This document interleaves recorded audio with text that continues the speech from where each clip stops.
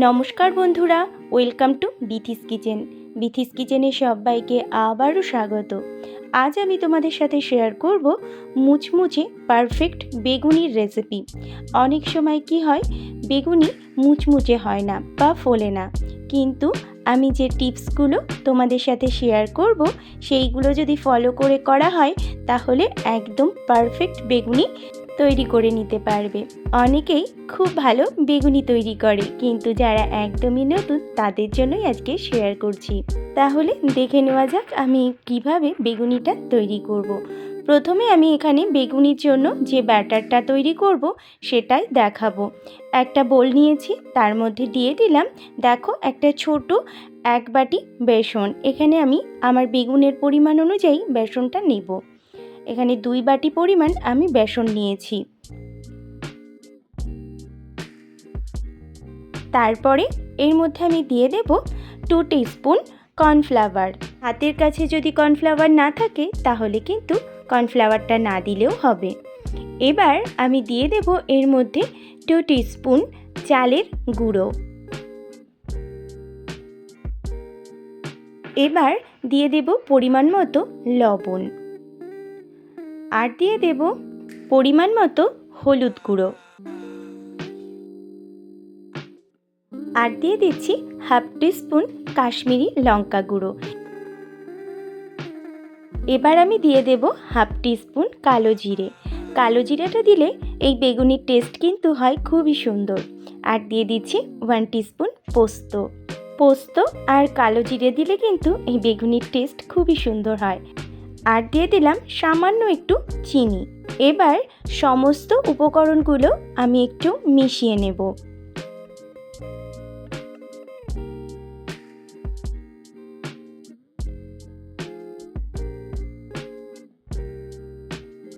এবার সমস্ত উপকরণগুলো খুব ভালোভাবে মিশিয়ে নেওয়া হয়ে গেছে। এরপরে আমি এর মধ্যে দিয়ে দিলাম 2 টিস্পুন সাদা তেল। এই তেলটা দেওয়ার জন্য কিন্তু বেগুনিটা হবে একদমই ক্রাঞ্চি। এবার তেলটা দিয়েও ভালোভাবে মিশিয়ে নিচ্ছি। তারপরে অল্প অল্প জল দিয়ে আমি ব্যাটারটা তৈরি করে নেব।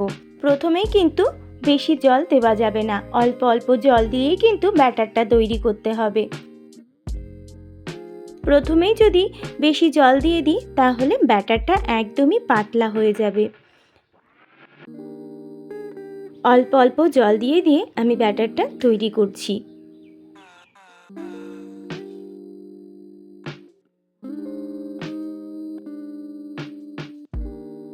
খুব ভালোভাবে কিন্তু ব্যাটারটা দেখো ফেটিয়ে নিতে হবে।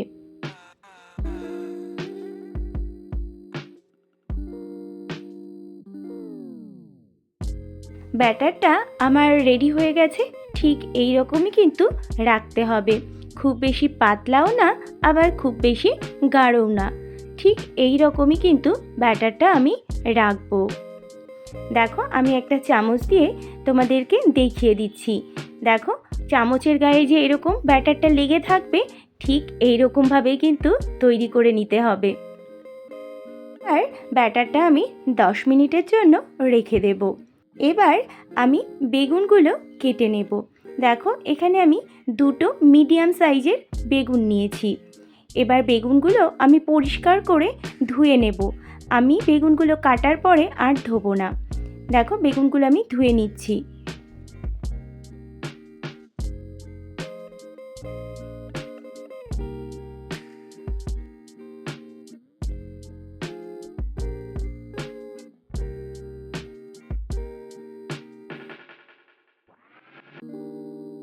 এবার কেটে নেব। বেগুনগুলো কেটে নেওয়া হয়ে গেছে। আমি খুব বেশি মোটাও করিনি আবার খুব বেশি পাতলাও করিনি, ঠিক এই রকমভাবেই আমি বেগুনগুলো কেটে নিয়েছি। এবার বেগুনে আমি লবণ আর সামান্য একটু চিনি মাখিয়ে রাখবো। বেগুনগুলো ওই যে বললাম পাতলা করে কাটিনি, তার কারণ লবণ মাখিয়ে রাখলে বেগুনগুলো অনেকটাই নরম হয়ে যাবে, ওই জন্যই আমি খুব বেশি পাতলা করিনি। দেখো এবার লবণ আর সামান্য একটু চিনি আমি বেগুনগুলোতে মাখিয়ে নেব। আমার রেসিপিগুলো যদি তোমাদের ভালো লাগে তাহলে অবশ্যই একটা লাইক দেবে আর কমেন্ট করে জানাবে তোমাদের কেমন লাগছে। তোমাদের সুন্দর সুন্দর কমেন্ট আমার রান্না করার উৎসাহ আরও বাড়িয়ে দেয়। দেখো বেগুনগুলো মাখিয়ে নেওয়ার পরে বেগুন থেকে কতটা জল বেরিয়েছে। এইবার আমি বেগুনিগুলো ভেজে নেব। তার জন্য একটা কড়াই নিয়েছি, তার মধ্যে দিয়ে দিলাম রিফাইন্ড অয়েল। অবশ্যই বেগুনিটা সাদা তেলেই ভাজতে হবে। এইবার তেলটা খুব ভালোভাবে গরম করে নেব। তেলটা খুব ভালোভাবে গরম হয়ে গেছে। এবার গ্যাসের ফ্লেমটা মিডিয়াম টু হাইতে রেখে আমি বেগুনিগুলো ভাজবো এক এক করে।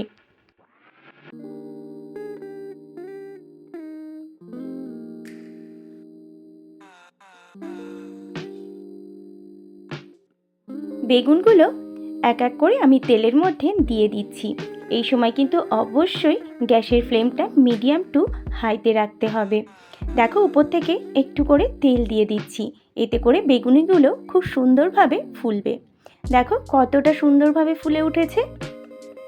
এরকমভাবেই এক এক করে আমি বেগুনিগুলো ভেজে নেব।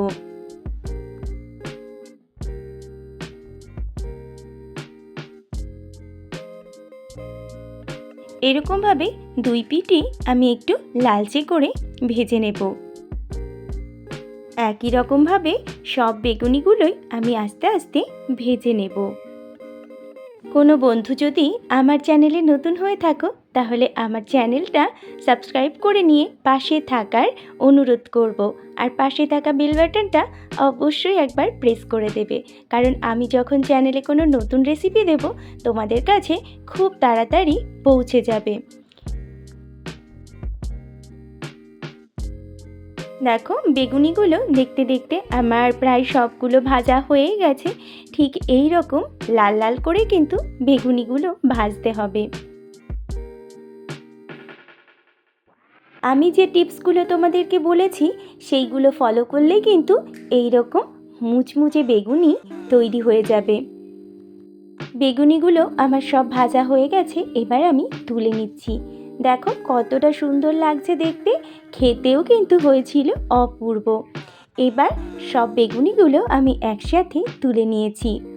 এই টিপসগুলো ফলো করলে কিন্তু একদমই পারফেক্ট ক্রিস্পি বেগুনি তৈরি হয়ে যাবে। আর এই রকম বেগুনি সন্ধ্যাবেলা টিফিনে চায়ের সাথে বা গরম গরম ভাত ডালের সাথে কিন্তু ভীষণই ভালো লাগবে।